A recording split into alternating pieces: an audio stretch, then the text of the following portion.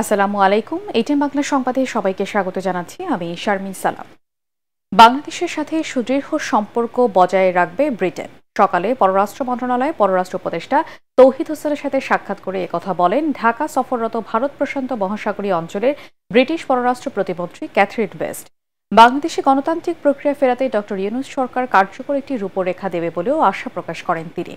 বলেন সব রাজনৈতিক দলের জন্য লেভেল প্লেইং ফিল্ড প্রয়োজন। বিএনপির ভারপ্রাপ্ত চেয়ারম্যান তারেক রহমানের দেশে ফেরার বিষয়ে ক্যাথরিন জানান, আজকের বৈঠকে কোনো একক ব্যক্তিকে নিয়ে আলোচনা হয়নি, তবে সরকার যদি চায় এই প্রক্রিয়ায় সহায়তা করা হবে।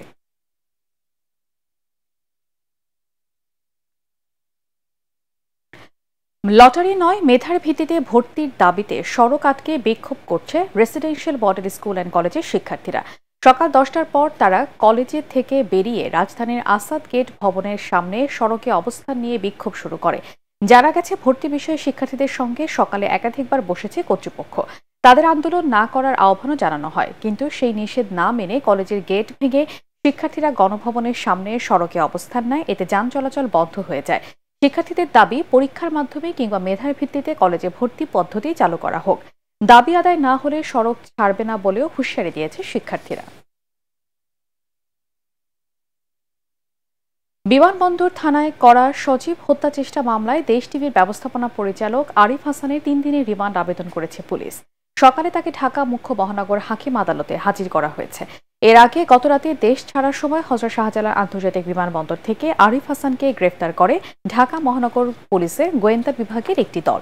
ডিএমপির উপকমিশনার মোহাম্মদ তালেবুর রহমান বলেন, বিমানবন্দর থানায় বৈষম্য বিরোধী ছাত্র আন্দোলন চলাকালে দায়ের করা সজীব হত্যা চেষ্টা মামলায় তাকে গ্রেফতার করা হয়েছে। পরে তাকে মিন্টু রোডে ডিবি কার্যালয়ে নেওয়া হয়। আরিফ হাসান বেসরকারি টেলিভিশন চ্যানেল মালিকদের সংগঠন association of television channel owners অ্যাটকোর সাধারণ সম্পাদক। আরিচা অ্যাপ্রোচ চ্যানেলে নাব্যতার সংকটের কারণে মানিকগঞ্জের আরিচা কাজিরহাট নৌপথে ফেরি চলাচল বন্ধ রেখেছে বাংলাদেশ অভ্যন্তরীণ নৌ পরিবহন কর্পোরেশন বিআইডব্লিউটিসি।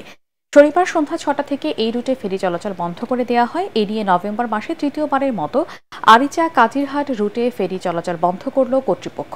বিআইডব্লিউটিসির আরিচা ঘাটের ম্যানেজার আবু আবদুল্লাহ জানান, দুর্ঘটনা এড়াতেই বিআইডব্লিউটিসি এই সিদ্ধান্ত নিয়েছে। এদিকে ফেরি চলাচল বন্ধ থাকায় আরিচা কাজিরহাট নৌপথে যানবাহন পারাপার ব্যাহত হচ্ছে। ঘাট এলাকায় অপেক্ষায় রয়েছে পণ্যবাহী যানবাহন। কক্সবাজারের নাফ নদীতে মাছ ধরার সময় অপহৃত 5 জেলের মধ্যে একজনের লাশ উদ্ধার করা হয়েছে। তার নাম সৈয়দুল বশর। তিনি পালংখালী ইউনিয়নের 9 নম্বর ওয়ার্ডের বাসিন্দা। নিখোঁজ 4 জন হলেন পূর্ব ফারিরবিল এলাকার বাসিন্দা মোহাম্মদ ইউসুফ, লুৎফুর রহমান, সাইফুল ইসলাম ও ইউসুফ জালাল। স্থানীয় অভিযোগ করেন, গত বৃহস্পতিবার এই 5 জনকে মিয়ানমারে ধরে নিয়ে যাওয়া হয়, তবে দেশটির সেনাবাহিনী নাকি আরাকান আর্মি তাদের অপহরণ করেছে, এ ব্যাপারে এখনো নিশ্চিত হওয়া যায়নি।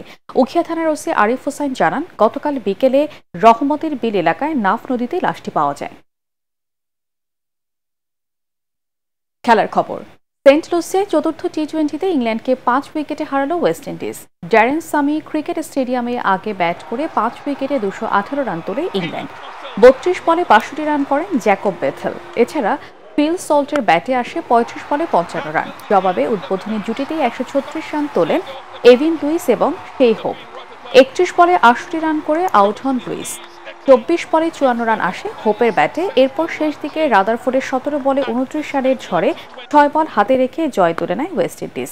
5 ম্যাচ সিরিজে 3-1 এগিয়ে আছে সফরকারীরা।